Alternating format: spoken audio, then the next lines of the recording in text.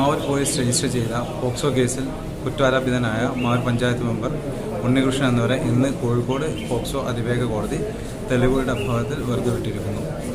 Prosecution ആരോപിച്ച കാര്യങ്ങൾ പ്രോസിക്യൂഷന് തെളിയിക്കാൻ കഴിയാത്ത സാഹചര്യത്തിലാണ് പ്രതിയെ കോടതി വെറുതെ വിട്ടിട്ടുള്ളത്.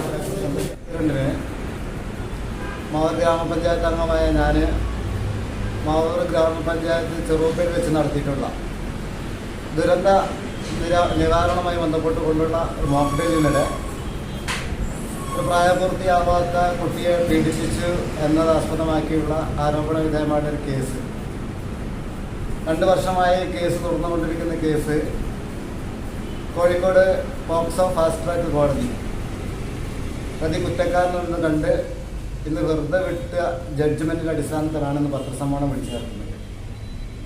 നമുക്കറിയാവുന്ന മാധ്യമ പ്രവർത്തകരും പൊതുജനങ്ങളെല്ലാം കുട്ടിയെ ആഘോഷിച്ചുകൊണ്ട് മാവൂരിൽ അല്ലെങ്കിൽ സംസ്ഥാന ആകമാനം ചർച്ച ചെയ്യപ്പെട്ട ഒരു കേസാണെന്ന് കോടതി അത് പ്രോസിക്യൂഷനെ തെളിവ് സഹിതം ഹാജരാക്കാൻ കഴിയാത്തതിൻ്റെ ഭാഗമായിട്ട് അത് കുറ്റവിമുക്തനാക്കിയിട്ട് കോടതി ഉത്തരവ് പുറപ്പെടുവിച്ചിട്ടുള്ളത്.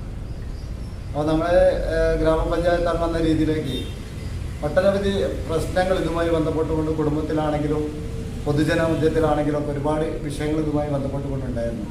പക്ഷേ ഇതൊരു പോക്സോ കേസ് എന്ന രീതിയിലേക്ക് മാവൂർ പോലീസ് രജിസ്റ്റർ ചെയ്ത് അതിൻ്റെ തുടർ അന്വേഷണങ്ങൾ നടത്തി ഏകദേശം 39ഓളം സാക്ഷികളും 137ഓളം പേജുള്ള FIR റിപ്പോർട്ട് അടിസ്ഥാനത്തിൽ വെച്ചു നമ്മുടെ Mavoor police Vinod സാറായിരുന്നു case അന്വേഷിച്ചിട്ടുണ്ട്.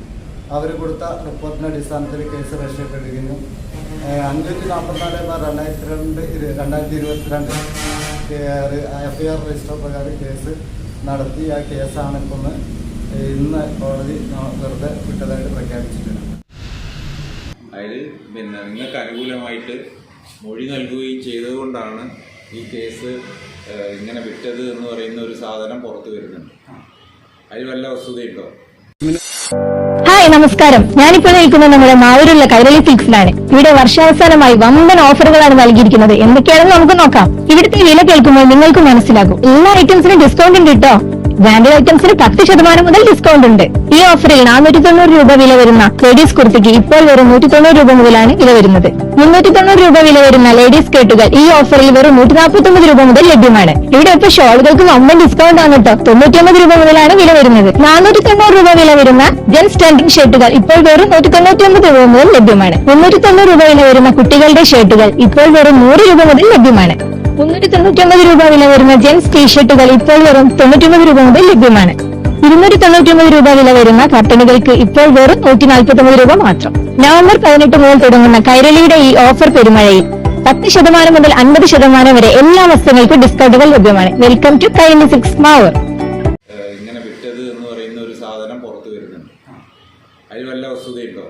Criminal കേസുകളെ പോലെയല്ല പോക്സോ കേസ് എന്ന് പറയുന്നത് ഒരു പാർട്ടിക്കാർക്കോ അല്ലെങ്കിൽ ആ കുട്ടിയുടെ രക്ഷിതാക്കൾക്കോ അല്ലെങ്കിൽ പൊതുജനങ്ങൾക്കോ രാഷ്ട്രീയ പാർട്ടികൾക്കോ ഒന്നും സ്വാധീനിക്കാൻ കഴിയാത്തൊരു കേസോ. കാരണം വെച്ചാൽ ഇത് അടച്ചിട്ട കോടതിയിൽ ഈ കുട്ടിയെ നമുക്ക് തന്നെ ഒന്ന് കണ്ട് ഇതുമായി ബന്ധപ്പെട്ടുകൊണ്ടൊന്ന് സംസാരിക്കാൻ ഒരു വ്യക്തിക്കും ഈ പോക്സോയി ബന്ധപ്പെട്ടുകൊണ്ട് ആ കുട്ടിയെ സ്വാധീനിക്കാനോ ഒരു രീതിയിലുള്ള സമ്മർദ്ദം ഉണ്ടാക്കാനോ ഭീഷണിപ്പെടുത്താനോ കഴിയാത്തൊരു കേസും കൂടിയായിരുന്നു. ഇതിലൊരു രാഷ്ട്രീയ പാർട്ടിക്കാരും അതിപ്പോൾ പറഞ്ഞതുപോലെ മറ്റുള്ള രാഷ്ട്രീയ പാർട്ടിയുടെ ചേരി നമ്മളോടൊപ്പം അനുകൂലമായി നിന്നതുകൊണ്ട് അങ്ങനെ തന്നെ ഞാനിപ്പോഴും ഒരു രാഷ്ട്രീയ പാർട്ടിയിൽ ഇപ്പോൾ അല്ല, ഞാനപ്പോൾ മറ്റു രാഷ്ട്രീയ പാർട്ടികളിലേക്ക് ഒന്നും ഞാൻ പോയില്ല. ഞാനിപ്പോൾ ഒരു പൊതുപ്രവർത്തകൻ എന്ന രീതിയിലേക്ക് പഞ്ചായത്ത് അംഗം എന്ന രീതിയിലേക്ക് എല്ലാ സ്വതന്ത്രമായിട്ടുള്ള ന്യായമായിട്ടുള്ള എല്ലാ പ്രശ്നങ്ങളിലും ഇടപെട്ടുകൊണ്ട് മുന്നോട്ട് പോകുന്നൊരവസ്ഥയാണുള്ളത്.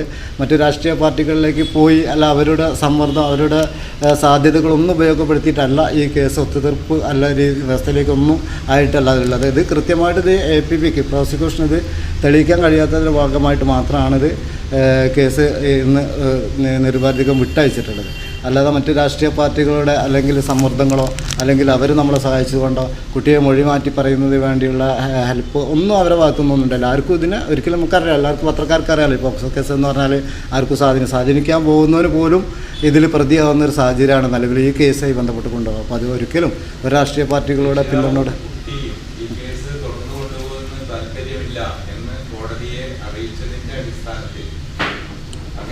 അങ്ങനെ ഞങ്ങൾക്ക് ഇത് കേസുമായി മുന്നോട്ട് പോകാൻ താല്പര്യമില്ല എന്ന് അവരെ അറിയിച്ചതിൻ്റെ ഒരു അടിസ്ഥാനത്തിൽ സ്വാഭാവികമായിട്ട് അത്തരം ഒരു സാധനം കോടതിയെ മുന്നിൽ വരുന്ന സമയത്ത് കോടതി ഇരയുടെ താല്പര്യമാണല്ലോ യഥാർത്ഥത്തിൽ Yes, yes. പിന്നെ പരിഗണിക്കുക.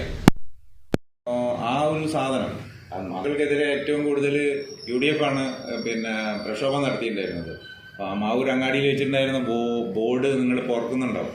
പക്ഷേ അവർ നിങ്ങൾ പിന്നെ പൊളിറ്റിക്സ് മാറുക എന്ന് പറഞ്ഞാൽ ചേരി മാറുക എന്ന അർത്ഥത്തിൽ വരുന്ന സമയത്ത് മാത്രമാണ് നിങ്ങൾ വിശുദ്ധനായിട്ട് മാറുന്നത്. അപ്പോൾ അത് ഇപ്പോൾ അത് ആളുകൾക്ക് മറ്റവർക്ക് അത് പ്രശ്നവുമല്ല, അത് പൊളിറ്റിക്സിൻ്റെ ഒരു രീതി.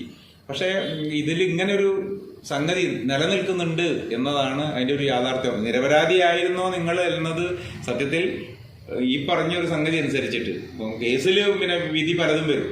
കാരണം പിന്നെ ഇപ്പം പന്തീരാങ്കാവ് ഗാർഹിക പീഡന കേസിൻ്റെ ആ കേസ് അവർ തമ്മിൽ ഒത്തുതീർപ്പായി. ഭാര്യയും ഭർത്താവും പുറത്ത് വന്ന വിധിയാണ്, കോടതി ഒഴിവാക്കി. വീണ്ടും സംഭവം ഉണ്ടായി. ഇന്നും സംഭവം അതുമായിട്ട് വരും. അപ്പം വിധികൾ ഇങ്ങനെയൊക്കെ വരും. അത് എന്ന് പറഞ്ഞാൽ ഇതിൻ്റെ ഒരു ഭാഗമായിട്ടാണ് ഇത് വരുന്നത് എന്നുള്ളതാണ്. മുസ്ലിം ലീഗ് ആണെങ്കിലും അന്ന് ഒരു ഈ വിഷയങ്ങൾ ഏറ്റെടുക്കുന്ന സമയത്ത് അത് ഏതൊരു പൊതുപ്രവർത്തകൻ്റെ പേരിലും ഒരു വിഷയം വരുമ്പോൾ ഏത് പാർട്ടിക്കാരത് ഏറ്റെടുത്ത് വലിയൊരു വിഷയങ്ങളും ഉന്നയിക്കും, ആരോപണങ്ങൾ ഉന്നയിച്ചുകൊണ്ട് പ്രകടനങ്ങളും ബോർഡുകളൊക്കെ വെക്കും. സ്വാഭാവികമാണ്. ഏത് രാഷ്ട്രീയ പാർട്ടി അന്ന് ഞാൻ UDFൻ്റെ ഭാഗമാണോ അല്ലെങ്കിൽ ഇപ്പോൾ UDFൻ്റെ ഭാഗമോ അല്ലെങ്കിൽ ചേരി മാറി അത് ഒന്നും ഉണ്ടല്ല. കാരണം വെച്ചിട്ടുണ്ടെങ്കിൽ അന്നത്തെ രാഷ്ട്രീയ കാഴ്ചപ്പാട് എന്ന് പറയുന്നത് ഇടതുപക്ഷ കാഴ്ചപ്പാടോട് കൂടി പോകുന്ന സമയത്ത് അത് UDF എന്ന രീതിയിലേക്ക് ഇത് വലിയൊരു രീതിയിലേക്ക് മുന്നോട്ട് കൊണ്ടുപോയി എന്നതൊന്നും അല്ല ഇതിൻ്റെ കാര്യം. കാരണം വെച്ചിട്ടുണ്ടെങ്കിൽ അന്ന് ഈ വിഷയങ്ങൾ നമുക്ക് എല്ലാ കാര്യങ്ങളും അറിയില്ല. രാഷ്ട്രീയ പ്രവർത്തകൻ്റെ മേലെ എന്തെങ്കിലും ഒരു ആരോപണം വന്നു കഴിഞ്ഞാൽ ഏതൊരു രാഷ്ട്രീയ പാർട്ടിയോ, അത് UDF മാത്രമല്ലല്ലോ, ഇവിടെ CPM ഉൾപ്പെടെയുള്ള പൊതുയോഗങ്ങളൊക്കെ നടന്നിട്ടുണ്ടായിരുന്നു. പക്ഷെ അത് ചേരിത്തിരിവിൻ്റെ ഭാഗമായിട്ടല്ല. കാരണം വെച്ചിട്ടുണ്ടെങ്കിൽ ചേരിത്തിരിവ് എന്ന് പറയുകയാണെങ്കിൽ നമ്മൾ ഇപ്പോഴും സ്വതന്ത്രനായിട്ട് അന്നും ഇന്നും ഒരു സ്വതന്ത്രനായിട്ടുള്ളൊരു പ്രവർത്തനം തന്നെയാണ്. ഇതൊരു ചേരിത്തിരിവ് എന്ന രീതിയിലേക്കൊന്നും ഇതിനെ കൊണ്ടുപോകേണ്ടതില്ല.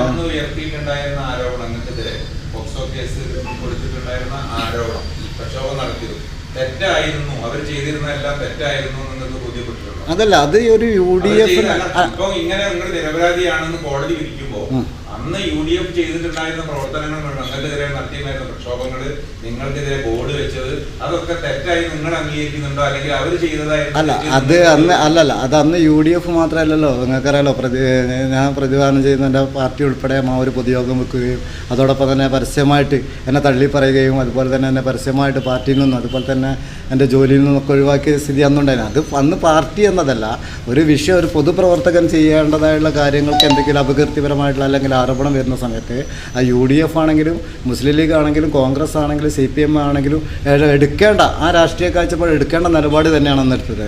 അത് UDF പ്രത്യേകം വെച്ചിട്ട് ഞാൻ ഉണ്ണികൃഷ്ണനായതുകൊണ്ട് ഒരു പ്രത്യേക താല്പര്യം വെച്ച് എൻ്റെ കുടുംബത്തെ എന്നെ തകർക്കുന്ന വേണ്ടി പ്രത്യേകപരമായിട്ടൊരു പ്രക്ഷോഭങ്ങളോ കാര്യങ്ങളൊന്നും ലീഗാണെങ്കിലും കോൺഗ്രസ് ആണെങ്കിലും CPM ആണ് നടത്തിയിട്ട് അവർ അന്നത്തെ രാഷ്ട്രീയ കാഴ്ചപ്പാടിനനുസരിച്ചിട്ടുള്ള കാര്യങ്ങൾ മാത്രമാണ് ചെയ്തത്. അത് രാഷ്ട്രീയപരമായിട്ട് അവർ ചെയ്യേണ്ടതാണ് ചെയ്തിട്ടുള്ളത്. അത് എല്ലാ സ്ഥലത്തും കേരളത്തിൽ ഉൾപ്പെടെ നമുക്കറിയാലോ ഒരുപാട് നേതാക്കന്മാർക്കെതിരെ ഒരുപാട് കേസുകൾ വരുന്നുണ്ട്.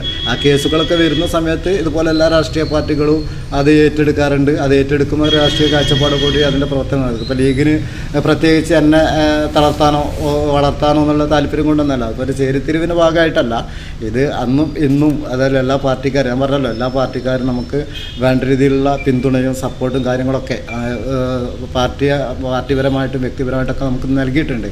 പക്ഷേ ഇന്നത്തെ ഈ കേസിൻ്റെ ജഡ്ജ്മെൻ്റ് എന്ന് പറയുന്നത് നമുക്ക് പ്രോസിക്യൂഷനുള്ള കേസ് അടച്ചിട്ട കോടതിയിലാണ് കേസ് വാദിക്കുന്നതും വിചാരണ നടത്തുന്നതൊക്കെ. അതിൽ കുട്ടിയോട് ചോദിച്ചതിൻ്റെ അടിസ്ഥാനത്തിൽ അവർക്ക് ഇതൊരു തെറ്റിദ്ധാരണയുടെ ഭാഗമായിട്ട് വന്നിട്ടുള്ളൊരു കേസെന്ന് അസമാക്കി മൊഴി കൊടുക്കുകയും അപ്പോൾ അത് പ്രോസിക്യൂഷന് മറ്റുള്ള തെളിവുകൾ മജിസ്ട്രേറ്റ് മുമ്പാകെ ഹാജരാക്കാൻ കഴിയാത്തതിൻ്റെ പേരിൽ മാത്രമാണ്. പക്ഷേ എനിക്കൊന്ന് പറയാനുള്ളത് വെച്ചാൽ ആ കുടുംബത്തിന് നമ്മുടെ പേരിൽ ഒരു ആരോപണം ഉന്നയിക്കപ്പെട്ട ഒരു കുടുംബത്തിനുണ്ടായിട്ടുള്ള എന്ത് പ്രശ്നങ്ങളും ആൾക്കാർക്കാണെങ്കിലും ഇനിയിപ്പോൾ രാഷ്ട്രീയ ആരോപണങ്ങളാണെങ്കിലും അല്ലെങ്കിൽ തെറ്റിദ്ധാരണ ആണെങ്കിലും ആ കുടുംബത്തിന് ഉണ്ടായിട്ടുള്ള പ്രയാസങ്ങളൊക്കെ നമ്മൾ മനസ്സിലാക്കുന്ന അവരും ഇതായി ബന്ധപ്പെട്ടുകൊണ്ട് ഒട്ടനവധി പ്രയാസങ്ങൾ അനുഭവിച്ചിട്ടുണ്ട്. അപ്പോൾ ഒരു പഞ്ചായത്ത് അംഗം എന്ന രീതിയിലേക്ക് എൻ്റെ പേരിലും അവരുടെ പേരിലും ഉന്നയിക്കപ്പെട്ടുള്ള വിഷയങ്ങൾ അല്ല വന്നിട്ടുള്ള ആരോപണങ്ങൾ അവർക്കുണ്ടായ കുടുംബത്തിലുണ്ടായ എല്ലാ കഷ്ടങ്ങൾക്കും അതുപോലെ തന്നെ അവർക്കുണ്ടായ വേദനകൾക്കൊക്കെ ഞാനൊരു പഞ്ചായത്ത് അംഗം എന്ന രീതിയിൽ അവരോട് ഖേദം അറിയിച്ചിട്ടുണ്ട്. കാരണം വെച്ചിട്ടുണ്ടെങ്കിൽ നമുക്കറിയാലോ ഒരു കുടുംബത്തിലൊരു വിഷയങ്ങൾ ആരോപിക്കപ്പെടുന്ന സമയത്ത് അതിനുണ്ടാകുന്ന പ്രയാസം രക്ഷിതാക്കളാണെങ്കിലും മറ്റുള്ളവർക്കാണെങ്കിലും ആ കുടുംബത്തിനാണെങ്കിലും ഒരുപാട് പ്രയാസങ്ങൾ ഇതുമായി ബന്ധപ്പെട്ടുകൊണ്ടുണ്ടായിട്ടുണ്ട്.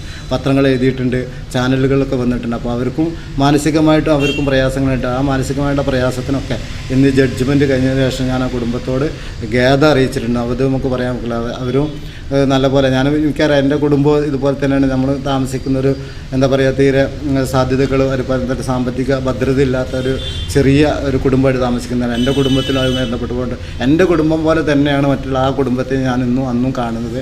പിന്നെ അന്നൊക്കെ ഒരു രാഷ്ട്രീയ കാഴ്ചപ്പാടിൻ്റെയും മറ്റുള്ള കാര്യത്തിൻ്റെ ഭാഗമായിട്ട് ഇത് വലിയൊരു കേസിലേക്ക് പോയി. അത് പോക്സോ പ്രകാരം കേസ് എടുക്കേണ്ട സ്ഥിതിയും വന്നു. അതുകൊണ്ട് തന്നെയായിരുന്നു പിന്നെ അത് കേസ് മുന്നോട്ട് പോയിട്ടുള്ളത്. 2 വർഷമായിട്ട് തുടർന്നുകൊണ്ടിരിക്കുന്ന ഒരു കേസ്, അത് ഇന്നലെ ആയിട്ടൊന്നല്ല, 2 വർഷമായിട്ട് കേസുകൾ. ഇത് അഡ്വക്കേറ്റ് മുഹമ്മദ് ആരിഫ് കുറ്റിക്കാട്ടൂർ സ്വദേശിയാണ്.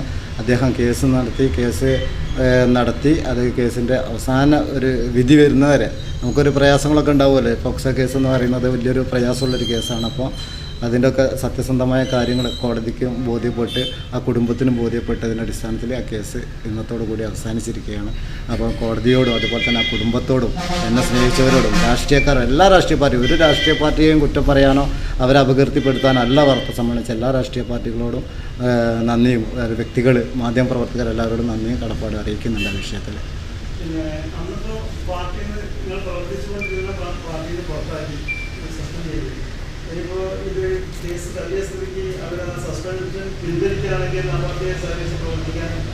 ഇല്ല, ഞാനിപ്പോൾ ഒരു പാർട്ടിയായിട്ട് സഹകരിച്ച് പോകാൻ ഇപ്പോൾ താല്പര്യപ്പെടാത്തൊരു സാഹചര്യമാണ്. ഞാനിപ്പോൾ എന്ന് വെച്ചിട്ടുണ്ടെങ്കിൽ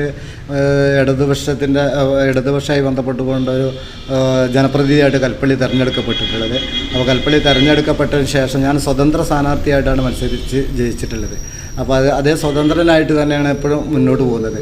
ഇപ്പോൾ നല്ല കാര്യങ്ങൾ ഏത് പാർട്ടിയാണ്, ഇപ്പോൾ UDF ചെയ്യുന്ന പ്രവർത്തനങ്ങൾ, ലീഗ് ചെയ്യുന്ന പ്രവർത്തനങ്ങൾ, കോൺഗ്രസ് ആണെങ്കിലും RMP ആണെങ്കിലും ചെയ്യുന്ന നാട്ടിൻ്റെ ജനങ്ങൾക്ക് ഏറ്റവും ഉപകാരപ്പെടുന്ന പ്രവർത്തനങ്ങളാണോ, ഏത് വിഷയങ്ങളാണ്, ആ വിഷയങ്ങൾക്ക് ന്യായം അതുപോലെ തന്നെ ജനങ്ങൾക്ക് ആവശ്യപ്രകാരമാകുന്ന വിഷയങ്ങളാകുമ്പോൾ അത് രാഷ്ട്രീയ പാർട്ടികളൊന്നും നോക്കാതെ ആ വിഷയങ്ങൾക്ക് ഇടപെട്ടുകൊണ്ടാണ് പോകുന്നത്. പിന്നെ മറ്റു രാഷ്ട്രീയ പാർട്ടികളിലേക്ക് പോകുന്നതൊന്നും ഇപ്പോൾ ആലോചിച്ചിട്ടില്ല. ഏതായാലും ഇനി പഞ്ചായത്ത് തെരഞ്ഞെടുപ്പൊക്കെയാണ് ഇനി വരാൻ പോകുന്നത്. അപ്പോൾ ആ സമയത്ത് അതിൻ്റെ ആ സാധ്യതയ്ക്കനുസരിച്ച് അന്നത്തെ നിലപാടിനനുസരിച്ചായിരിക്കും മുന്നോട്ടുള്ള കാര്യങ്ങൾ പോവുക.